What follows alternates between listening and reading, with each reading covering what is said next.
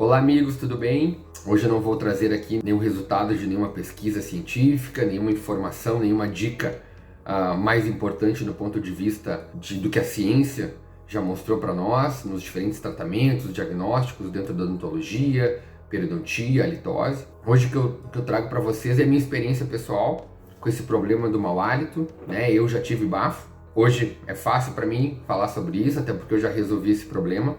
Então eu queria dividir com vocês essa minha experiência. Basicamente, imaginem para vocês, né, como isso já é difícil para todo mundo, ninguém gosta de se sentir com mau hálito, né, o fato da gente pensar que, puxa, eu tenho bafo, isso realmente na maioria das pessoas, acredito, é o que é a minha experiência, isso realmente nos deixa mal, nos transtorna, não é?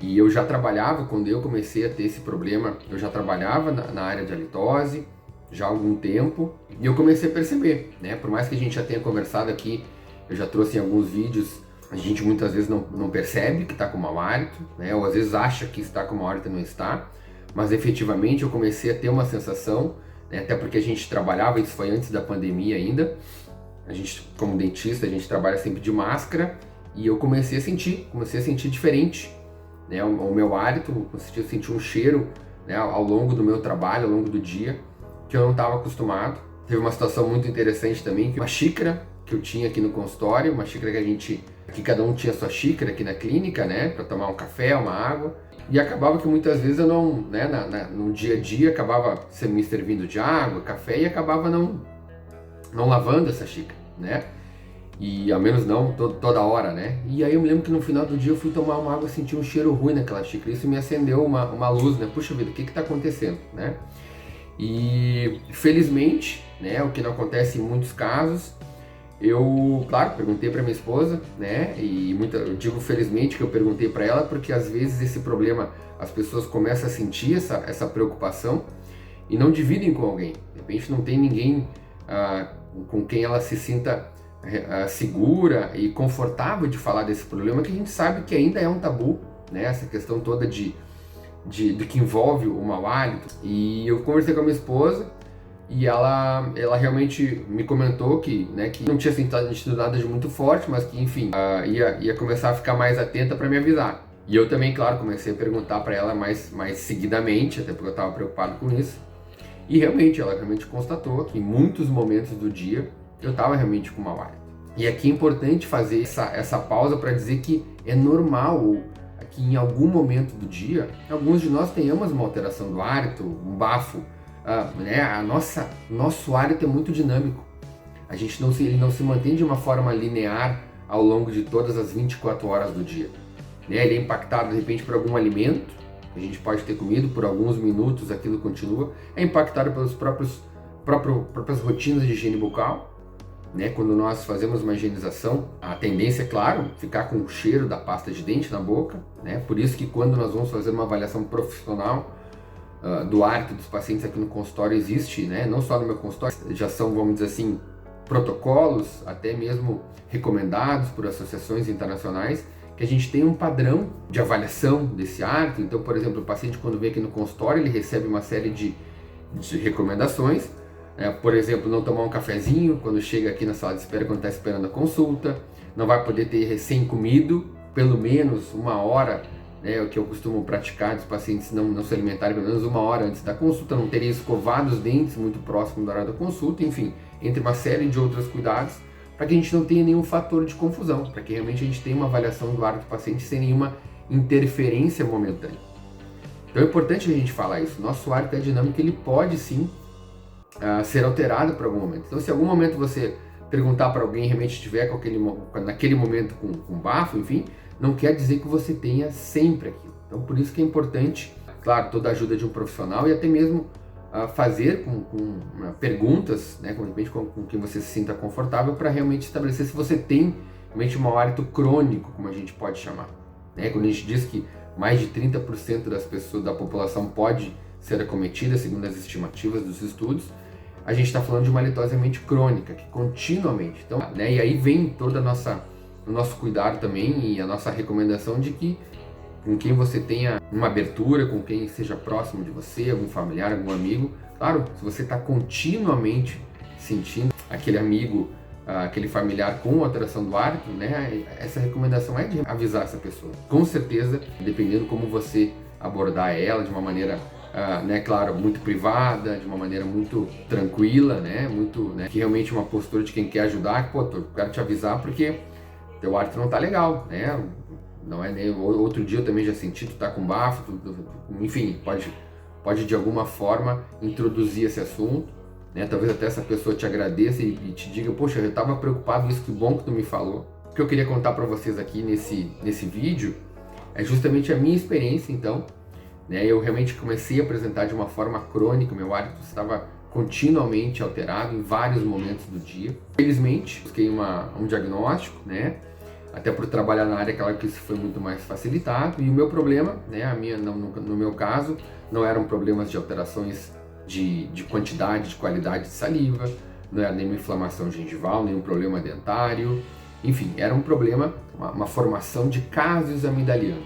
Os cásios são uma espécie de umas bolinhas de cor amarelada que se formam lá nas amígdalas, podem se formar nas amígdalas, e que eles acabam muitas vezes se soltando, né, e muitas vezes alterando o hálito da pessoa. Tá?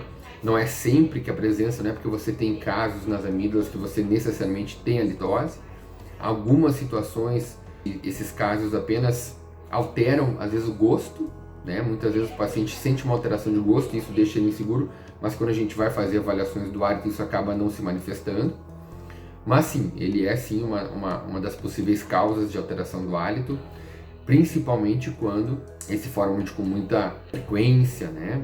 Nessa foto que vocês estão vendo aí das minhas amígdalas, vocês vejam minhas amígdalas como elas eram grandes, né? Eu tinha realmente problemas até mesmo de ronco e outras situações, né? A nossa justificativa, justamente conversando com o otorrino, meu otorrino, né? A justificativa, né, para essa formação de casos ter acontecido nesse momento da minha vida foi justamente meus filhos estavam pequenos, né? O meu filho mais velho era pequeno ainda e ele teve ficou muito doente quando era pequenininho, né? Ele mesmo teve que tirar as amígdalas dele, que realmente estavam com até uma apneia do sono, devido à obstrução, as amígdalas dele hipertrofiaram muito. E à medida que ele ficava doente, muitas vezes eu ficava doente junto, comecei a ter amigdalites, né? Quando eu era mais jovem, adolescente, eu tive muitas amigdalites, isso por muito tempo da minha vida fiquei livre disso, mas realmente nesse momento de vida ele retornou muito, né? Tive as amigdalites de realmente ficar com febre de quase 40 graus em casa, enfim, e isso também acaba sendo uma indicação. Eu acabei fazendo,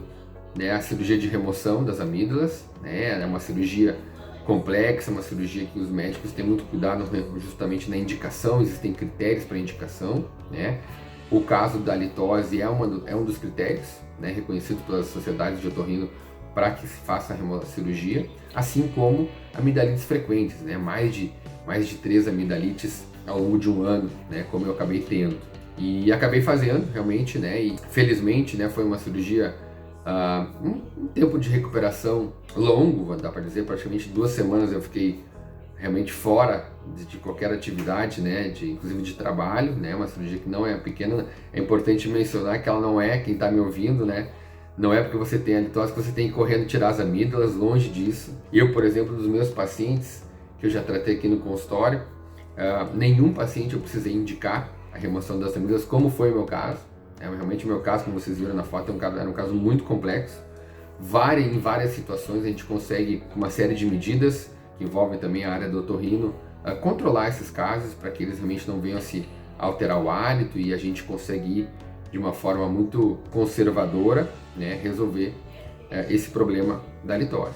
Mas quis trazer para vocês essa experiência porque realmente para mim foi um momento muito difícil.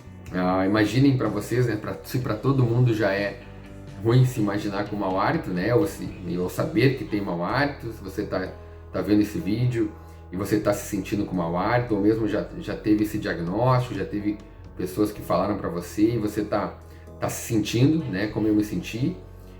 Imagine que você ainda trabalhar com isso, né? Eu recebia pacientes aqui, eu me sentindo e sabendo que eu estava com esse problema, até eu resolver, claro, atendendo pacientes, procurando ajudá-los da melhor forma, mas claro, e seguro em relação ao meu hálito, né? Quis trazer esse relato pessoal, principalmente para estimular, né, a todos que estão se sentindo com esse problema, todos que precisam de algum tipo de ajuda, né, que se sintam inspirados, busquem ajuda.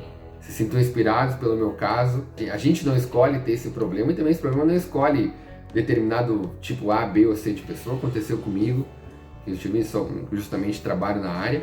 Acho importante também até para tirar qualquer tipo de preconceito, né, de que daqui a pouco quem tem esse problema é alguém descuidado, é alguém que não se cuida, e não era o meu caso, não é o meu caso.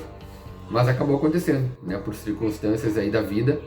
E várias, contei essa circunstância da minha vida, mas existem várias outras circunstâncias que não envolvem exatamente um desleixo, uma falta de autocuidado, que vão poder levar a pessoa a ter a litose, né? Enfim, seu hálito alterado, ter bafo, enfim, como a gente quiser chamar esse problema, que tem solução. Então essa é a principal inspiração que eu queria trazer aqui com esse vídeo, contando o meu relato. A principal inspiração de que você busque, né?